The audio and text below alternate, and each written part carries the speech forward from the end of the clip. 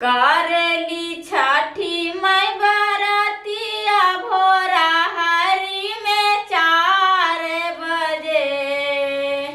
करेली छठी मैं बरतिया भोरा हरी में 4 बजे। सैया ले चला, सैया ले चला माई के बहांगिया भोरा हरी में 4 बजे। सैया ले चला माई के बहांगिया भोरा हरी में 4 बजे। करेली छठी माई बरतिया भोरा हरी में 4 बजे।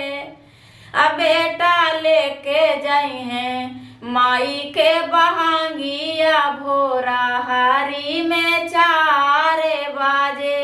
बेटा लेके जाई हैं माई के बहांगिया भोरा हरी में 4 बजे। बेटा लेके जाई हैं माई के बहांगिया भोरा